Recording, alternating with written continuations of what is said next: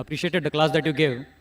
It had a good impact on people, as well as the preaching mood that you carried about the Supreme Lord, that is Allah, is most praiseworthy.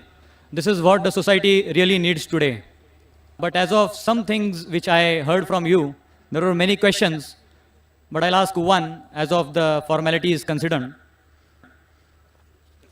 You said that... Brother, please may I know your name, brother? Oh, sorry. I am Dilip Mishra, and I have been studying Gita and Bhagavatam and various scriptures. And I am BE Computers in profession, and I am doing software job. One of my colleagues, Majid Khan, he invited me. And basically I came to know about you when I was working with him, and we were both undergoing training. So he saw that I practiced something, and he asked me some questions, like you had already talked of Natasya Pratima Asti and various other things. And I had refuted all the arguments in the sense that based on scriptures, I said that what Zakir Naik is saying is wrong. So he could not refute, counter argue my arguments. So he said that when we'll have a seminar, we will talk to Mr. Zakir Naik directly. I said, if you allow, I can talk. I have no problem. So if you don't mind, can I ask you a question? Sure, most welcome, brother. Thank you. Now you said that actually nobody is the son of God. So I do understand that as of begetting a son, obviously nobody is directly begot as a son here. But in Bhagavad Gita, at various places it is already mentioned that Krishna is saying, Mame vangsho jiva loke jiva bhutana sanatana manasasthani indriyani prakritisthani karishati. I know you are already knowing about it, but I'll just read the translation if you don't mind. It says, the living entities in this conditioned world are my eternal fragmental parts. Due to the conditioned life, they are struggling very hard with the six senses, which include the mind. Here, the Supreme Lord Krishna is saying that you are my part and parcel. And there is one more special shlok, which says that I am the father, I am the mother, I am the seed-giving father. So that is 9.17. If you want, I can just read it for you. It says, Pitahamasya jagato mata dhata pitamaha vedyam pavitram omkaram vriksam yajurevacha. I'll just read the translation. I am the father of the universe, the mother and the support and the grandsire. I am the object of knowledge and the purifier and the syllable Om. I am the Rig, the Sam and the Yajurvedas. So here if we see that the Supreme Lord is saying, all of are my sons, I take care of them. So I do agree with your first point saying that somebody is directly begotten as a son. That can be denied. But as of spiritual part and parcels, we are surely the son of the Lord and we deserve His mercy. So I felt that this bit contradicts with what you already said. भाई साहब ने एक अच्छा सवाल पूछा है. I'm sorry I'll answer in Urdu because the program is in Urdu and I believe you can understand Hindi. MashaAllah. My Hindi is also not that good, it is simple with all the grammatical errors.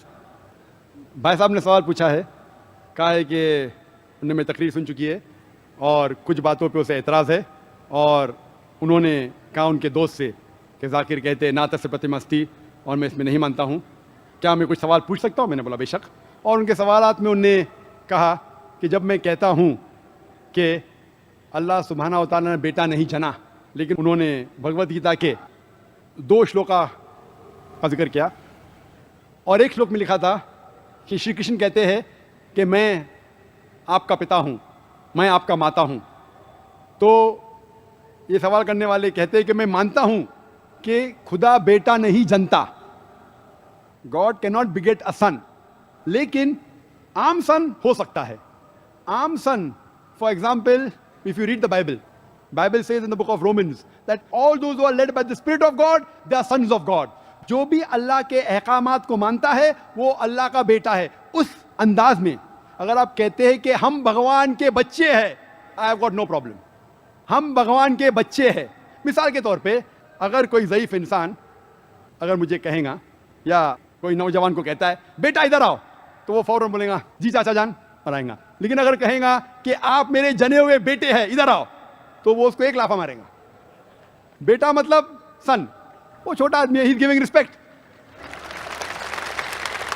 मिसाल के तौर पे मेरे introduction में शेख फैजुर रहमान ने कहा कि शेख दीदात ने कहा डॉक्टर जाकिर नाइक को बेटा, और फिर बेटा मतलब मैं उनकी इज्जत करता हूं, वो मेरे वालिद के समान है. लेकिन अगर वो लिखते थे कि मेरा जना हुआ बेटा, तो प्रॉब्लम है. आप समझ रहे कि नहीं? This is the language. तो इस तरीके से अगर आप बेटा कहते हैं और कहते हैं कि गॉड इज फादर, तो अगर आप कॉन्टेक्स्ट में देखते हैं कि वो हमारा पालने वाला है, वो हमारा खालिक है, वो हमारा रब है, उस तरीके से आप कहते हैं मुझे कोई भी प्रॉब्लम नहीं। लेकिन इसीलिए कुरान मजीद में 99 सिफत है अल्लाह ताला की, उसमें से अब जो आसान है जानबूझ के नहीं लिखा है, लेकिन रब जो और मुश्किल है, रब बोलना अब से और मुश्किल है, जानबूझ के अल्लाह सुब्हाना व तआला ने अपने सिफतों में अब को नहीं लिखा। क्यों?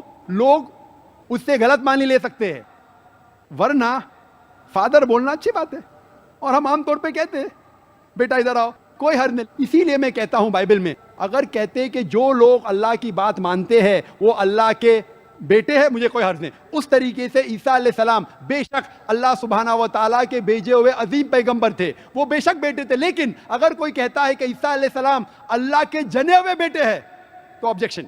आप समझे ना? तो बाइबल में किधर भी नहीं लिखा है कि ईसा अलैहिस्सलाम अल्लाह के जने हुए बेटे हैं।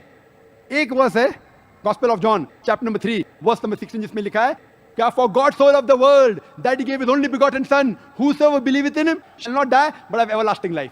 तो ये वर्स जो बाइबल की है gospel of John chapter number 3 verse number 16, for God so loved the world that he gave his only begotten son whosoever believeth in him shall not die but have everlasting life। ये एक ही जगह पे लिखा हुआ है begotten सन, लेकिन जब आप RSV पढ़ते हैं revised standard version of the Bible revised by 32 scholars Christian scholars of the highest eminence, वो लिखते हैं कि ये लफ्ज जना हुआ, ये लफ्ज बिगॉटन इंटरपोलेशन है, फैब्रिकेशन है, बनावटी है, ये बाइबल में था ही नहीं। और वो क्रिश्चियन स्कॉलर्स ने ये लफ्ज को बाइबल के बाहर उठा के फेंक दिया है। इसी तरीके से आपने जो कहा कि भगवत गीता में लिखा है, श्री कृष्ण कहते हैं कि मैं माता हूं, मैं पिता हूं, इन कॉन्टेक्स्ट मुझे प्रॉब्लम नहीं है। हालांकि मैं नहीं कहूंगा कि खुदा हमारे वालिद है। क्यों? क्योंकि लोग को गलत फहमी हो सकती है, लेकिन अगर कोई इंसान सही कॉन्टेक्स्ट में कहता है कि हम अल्लाह के बच्चे हैं, मुझे कोई एतराज नहीं, लेकिन जने हुए नहीं। इसी तरीके से आप पढ़ेंगे गीता, वेद, वेद सबसे ऊंची किताब है, वेद के बाद आता है उपनिषद, उपनिषद के बाद आता है इतिहास। तो अगर आपको जानना, इतिहास के अंदर महाभारत का एक हिस्सा है भगवत गीता। अगर आपको कोई शक है इसके मानी में क्या हो सकता है, अगर 2 मानी निकलती है तो आपको जाना चाहिए वेद के पास या उपनिषद के पास। आप अगर उपनिषद पढ़ते हैं, Shvetashvatara Upanishad chapter number 6 verse number 9, उसमें लिखा है ना चदिसे कसिज जनिता ना चदीपा, जिसके मानिए उस भगवान, उस खुदा का ना वालिद है ना वालदा है। He has got no superior, no father, no mother। मैं कंप्लीट करता हूं फिर मौका दूंगा। इसी तरीके से आपने कहा कि मैं ना तस्वीर प्रतिमा अस्थि को नहीं मानता हूं। क्या आप वेद को नहीं मानते? आप ये कह सकते हैं कि मैं जाकिर जो ट्रांसलेशन देता है मैं उसमें नहीं मानता हूं, तो मैं जवाब दे सकता हूं। तो आपके भगवत गीता का जवाब तो दे दिया हूं, लेकिन पहले जब आपने कहे ना तस्वीर प्रतिमा अस्थि, ये हवाला है Shvetashvatara Upanishad chapter number 4 verse number 19, और आता है Yajurveda chapter number 32 verse number 3 में, जहां लिखा है न तस्य प्रतिमा अस्थि। प्रतिमा एक संस्कृत वर्ड है, अगर आप संस्कृत डिक्शनरी में जाएंगे लिखा है कि प्रतिमा के मानी है बुत, के मानी है फोटोग्राफ, के मानी है स्टैच्यू, उसके मानी है स्कल्पचर। तो जब वेद और श्वेताश्वेतर उपनिषद में आता है ना तस्य प्रतिमा अस्थि, उस खुदा की कोई प्रतिमा नहीं, उस खुदा का कोई बुत नहीं है, उस खुदा की कोई तस्वीर नहीं, उस खुदा का कोई फोटोग्राफ नहीं, कोई स्कल्पचर नहीं। तो ये मानी है। अगर आपको संस्कृत नहीं पता है तो आपको जाना चाहिए संस्कृत डिक्शनरी में, और हमारे इस्लामिक रिसर्च फाउंडेशन में अल्हम्दुलिल्लाह संस्कृत डिक्शनरी है, फिर हम कह सकते हैं कि मानी में आप मानते कि नहीं मानते। तो इसीलिए कुरान में लिखा है सूरह नहल में सूरह नंबर 16 आयत नंबर 43 में, और सूरह अंबिया में सूरह नंबर 21 आयत नंबर 7 में, फस्अलू अहल ज़िक्री इन कुंतुम ला तालमून। अगर आपको नहीं पता है तो उससे पूछिए जो इस मैदान का माहिर है। और जो मैं कह रहा हूं आपको कई कमेंट्री दिखाऊंगा जो अल्हम्दुलिल्लाह हिंदू पंडितों ने लिखी है। आप अगर आर्य समाज की किताब पढ़ेंगे तो जो मेरी तकरीर है वो खुद मैं अपने जहन से नहीं कहता हूं, मैं तहकीक करता हूं और हवाला भी देता हूं। वो अलग बात है कि आपको इल्म नहीं होगा संस्कृत का, इसीलिए आप इस बात में नहीं मानते। I hope that answers the question brother. Yeah, I would like to continue if you don't mind. First part, what you said was that we all are sons of God. If we say that, there is no harm. And as of saying that we are begotten sons of God, that is not accepted, and that is true. So my kind request is that when you speak, because when you said, people carry this in their mind, that anyone who says that you are sons of God, the Muslim community will oppose. So that will just create a disharmony without understanding the context. So that was my concern. Just hold on. There is never a disharmony, brother. If you say we are children of God, most Muslims will not object. They only object when a Christian says that Jesus is Son of God, peace be upon him, because we know the context. We object when you take a deity's name and say that this deity is the Son of God. Most Muslims will not object if you say that the human beings are children of God. I don't know any. So what? Because we know the context. That's the reason, brother, when you ask a question, you should realize, in general terms, son means begotten son. It is a dual meaning. When we use son, it's just in context. So therefore, we are very careful. We don't want anyone to misunderstand. हम ये नहीं चाहते कि गलत फहमी हो, इसीलिए हम जानबूझ के ये भी नहीं कहते कि हम बेटे हैं खुदा के, वो बिल्कुल गलत हो जाएगा. अगर कोई गलत फहमी लेता है मेरे अल्फाज से, हम इसीलिए वी आर वेरी केयरफुल. हम जानबूझ के एहतियात लेते हैं और ऐसे अल्फाज जिससे गलत फहमी पैदा हो सकती है, खुसूसन खुदा के लिए, भगवान के लिए, हम क्या करते हैं, तहकीक करते हैं और we are very careful that not to use this word. Hope that answers the question brother. जी खुशामदीद दोस्तों, उम्मीद करता हूँ वीडियो आपने पूरी देखी होगी और आपको पसंद भी आई होगी. अल्लाह ताला की अगर तारीफ़ पूछी जाए तो मुसलमान जवाब देते हैं कुल हुवल्लाहु अहद अल्लाहु समद लम यलिद वलम यूलद वलम यकुल लहु कुफुवन अहद. अल्लाह ताला एक है, उसका कोई बराबर नहीं, ना उससे कोई पैदा हुआ और ना वो किसी से पैदा हुआ और कोई उसका बराबर नहीं. अल्लाह ताला वाहिद और ला शरीक ज़ात है, ना ही वो उसके साथ कोई शरीक है और ना ही उसकी कोई औलाद है. कुरान में अल्लाह ताला फरमाते हैं लौ कान फ़ीहिमा आलिहतुन इल्लल्लाहु लफ़सदता. अगर अल्लाह ताला के अलावा कोई दूसरा खुदा होता तो ज़मीन और आसमान में फ़साद शुरू हो जाता. लेकिन चूँकि फ़साद नहीं है, सूरज अपने वक़्त पर निकलता है, निज़ाम कायम व दायम है, इसका मतलब ये है कि अल्लाह ताला एक है.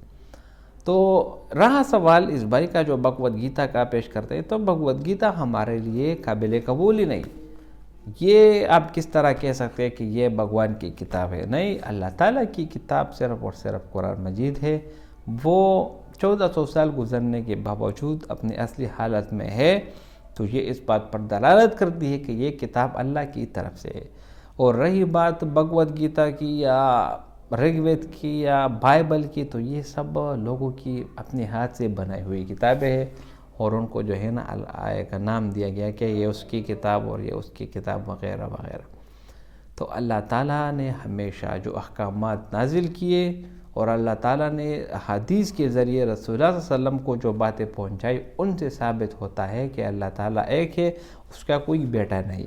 अगर ईसाई ईसा अलैहिस्सलाम को अल्लाह का बेटा मानते तो ये कुफ़र करते हैं. कुरान में अल्लाह ताला फरमाते हैं लक़द कफ़र अल्लज़ीना क़ालू इन्नल्लाह सालिसु सलास. और अल्लाह ताला फरमाते हैं वला तक़ूलू सलासा. इसी तरह ईसा अलैहिस्सलाम ख़ुद जब क़यामत के नज़दीक दुनिया में वापस आएंगे तो वो ईसाइयों को कहेंगे कि मैंने आपको नहीं बताया कि आप मेरी इबादत करो, ना ही मैं खुदा का बेटा हूँ बल्कि मैं अल्लाह का बंदा हूँ. मल मसीह इब्न मरियम इल्ला रसूल. तो माशाअल्लाह डॉक्टर ज़ाकिर नाइक ने भी बहुत बेहतरीन जवाब दिया. और यहाँ पर ये इख्तिताम भी होता है कि अल्लाह ताला एक है और उसके सिवा कोई इबादत के लायक नहीं, ना उसका कोई बेटा है और ना उसका कोई वारिस वगैरह है. उम्मीद करता हूँ वीडियो आपको पसंद आई होगी. अगर वीडियो आपको पसंद आए तो इस चैनल को सब्सक्राइब करें. बहुत शुक्रिया.